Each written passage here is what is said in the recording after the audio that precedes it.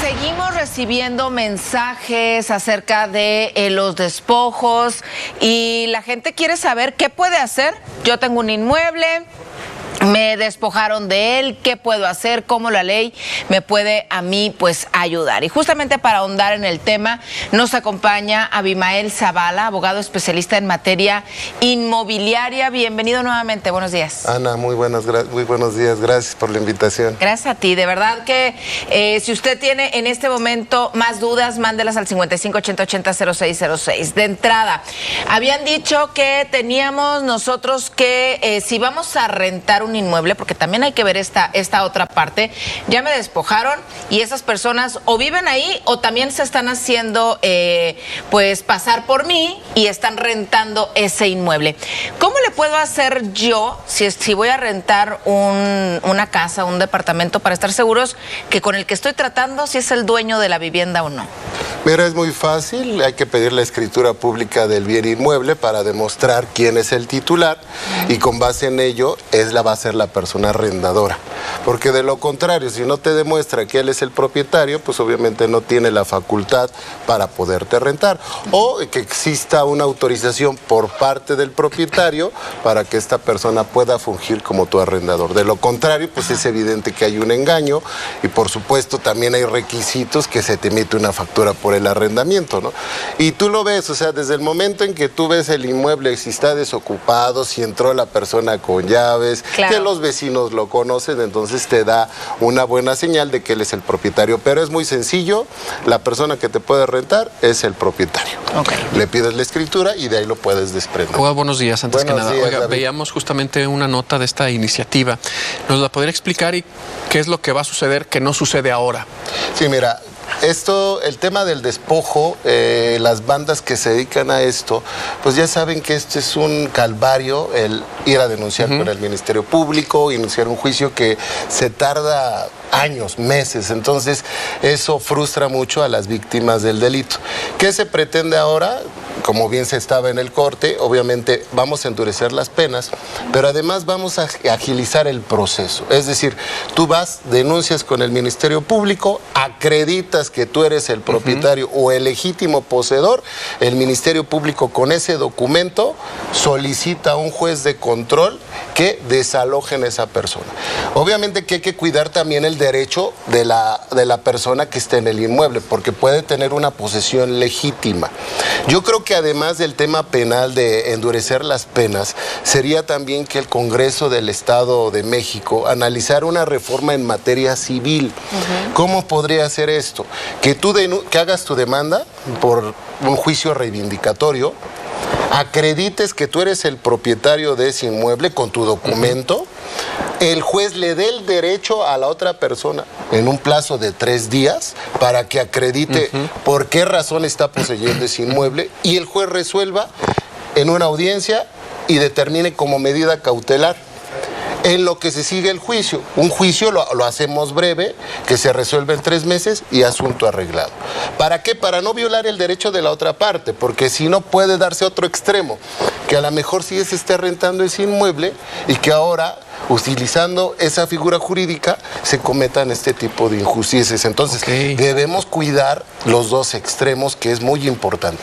Ahora, nos están llegando mensajes ya y dice: buenos días, mi hermano me despojó de la casa de mi mamá y esa se quedó intestada. Somos varios hermanos y él me demandó de usurpación. Aquí estamos hablando de varias cosas. Sí, de entrada sí es despojo.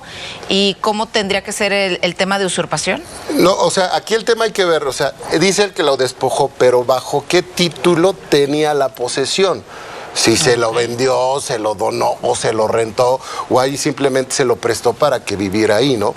Y sobre qué circunstancias dice que lo despojó, porque no puede llegar el de propia fuerza y decirte salte de aquí, porque si no el que estaría incurriendo el despojo es el hermano. Entonces las circunstancias hay que analizarlas del caso concreto para determinar cómo está ese asunto, porque así pareciera, bueno, quién es la víctima, es lo que les comentaba hace un momento. Hay que ver los documentos, las circunstancias de cada caso, porque a veces tenemos solo una versión y nos olvidamos de la otra. Vamos a suponer que el bien inmueble, esa casa era de Chuchita y Chuchita falleció y tiene hijos, pero no hizo testamento. Pero alguien más que no es de la familia ocupó esa casa. ¿Cómo le pueden hacer los hijos para poder recuperar esa casa? Es muy sencillo, se inicia un juicio de sucesión para que se designe una albacea y la albacea sí puede ya ejercer un derecho en contra de esta persona para que le acredite bajo qué título lo tiene y si no, recurrir ante el juez para recuperar esa posesión. Oiga, abogado, dentro de, pues ya se imaginará cada universo que es cada pregunta, claro. Hay varias que se repiten en el sentido de que qué pueden hacer si a mi propiedad se metió gente de grupos de choque. Sí, esa es la constante, esa es la realidad de la constante donde los grupos delictivos y llegan 40, 50 personas en motos y se ocupan el inmueble. Obviamente hay un tema también de colusión con la autoridad. Entonces, afortunadamente ahorita en la nota que vimos ya la autoridad está trabajando en esto para evitar ese tipo de circunstancias, porque cuando llega bastante gente con armas, pues ¿qué haces? Pues mejor que se queden. Ahí está en riesgo tu vida, ¿no? Entonces, sí es importante esta reforma. Ojalá se apruebe en el Congreso y sobre todo también se haga en la materia civil como lo comentamos, ¿no? Dice, buenos días, yo tengo una casa en Ixtlalpan, Estado de México, y está invadida. Llevo 5 años con una demanda y las autoridades no hacen nada. Es correcto, que son los procedimientos que actualmente están vigentes y que son desgastantes, larguísimos y no se hace nada. Es precisamente que con esta iniciativa se va a acotar el tiempo.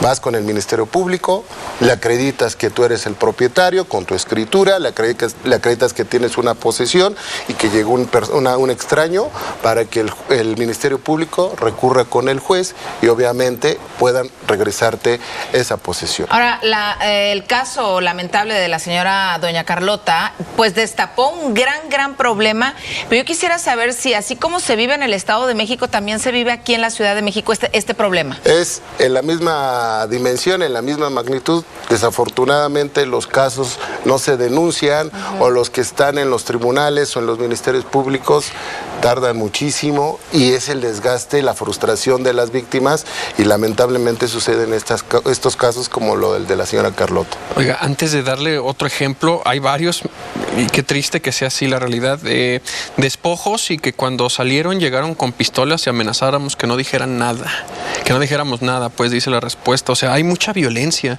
En otra pregunta, buenos días, si un edificio se encuentra habitado y está intestado, ¿los inquilinos se pueden quedar con él y qué trámite se tendría que hacer? No, en lo absoluto. O sea, si hay inquilinos, hay un contrato de arrendamiento, eso no te da ningún derecho para quedarte con la propiedad. Ahí hay que hacer el procedimiento para el desalojo o en caso de que los inquilinos le paguen el arrendamiento a la sucesión. Dice otra pregunta, tengo una inquilina en Cuautitlán Izcalli que no quiere salir del departamento de mi mamá. Mi mamá ya murió y dice ella que el trato lo hizo con mi madre y no con sus hijos, que somos nosotros. Entonces, ¿qué puedo hacer? Volvemos ya como falleció la mamá, pues obviamente hay que abrir la sucesión para que la albacea, que alguno de los hijos sea designado, ahora sí pueda demandar al inquilino. ¿El contrato sigue? Sí, claro, por supuesto. Obviamente hay una figura que se llama tácita reconducción. Si no hay quien le diga o le avise, ya venció tu contrato, se hace un contrato indeterminado. Obviamente eso tiene que aplicar siempre y cuando pague la renta al inquilino. Pero al final ella tiene una posesión, que no está pagando la renta, esa es una cuestión, pero su posesión es legítima que derivó de un contrato. Entonces hay que hacer el juicio de sucesión para que la albacea pueda ir en contra del inquilino. Dice, vivo en una unidad habitacional, entró gente a invadir departamentos vacíos, pero con dueño. Sabemos que solo el dueño puede hacer la reclamación, pero la gente que vive ahí está delinquiendo y hablan de robo y narcomenudeo. Dice, y eso es lo que nos preocupa, soy de la Ciudad de México. Aquí, por ejemplo, ¿los vecinos pudieran denunciar que se está cometiendo estos delitos ahí? Sí, claro, hasta un secuestro, una persona ahí secuestrada que almacenen droga. Entonces la autoridad sí tiene facultades, el Ministerio Público, para solicitar el aseguramiento de esos espacios o de esos inmuebles. Sí lo pueden denunciar, por supuesto. Sigo buscando dentro de las denuncias que nos llegan, si la persona que está habitado tiene discapacidad, ¿también para afuera? Sí, por supuesto. Obvio, hay que cuidar también sus derechos, ¿no? Sí, por eso estamos en los extremos, a ver qué circunstancias, porque, por ejemplo, que haya gente enferma, muy delicada, con oxígeno, eso sí tiene que también el juez cuidar, porque si no, hay derechos humanos que se están violando. El hecho de que yo no pague, hay un incumplimiento de un contrato, pero no quiere decir que llegue la fuerza pública con arbitrariedades. El juez puede tomar medidas, solicitar a lo mejor médicos, especialistas que vayan, una ambulancia para que esa persona sea trasladada. Hubo un caso que tuve conocimiento de el juez ordenó el desalojo de unas personas que no habían cubierto las rentas y había un perro. Entonces cuando ve el actuario, abre y ahí está el perro. Y dice el actuario del juzgado, es que ¿sabes qué?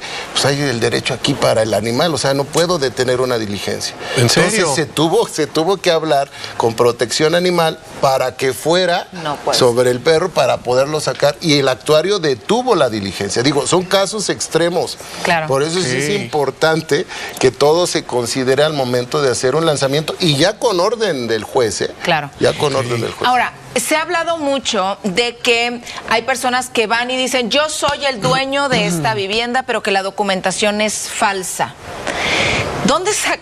¿De dónde sacan esa documentación? ¿A poco las autoridades no se dan cuenta que los requisitos no se cumplen? Tengo entendido que hay sellos estrictos.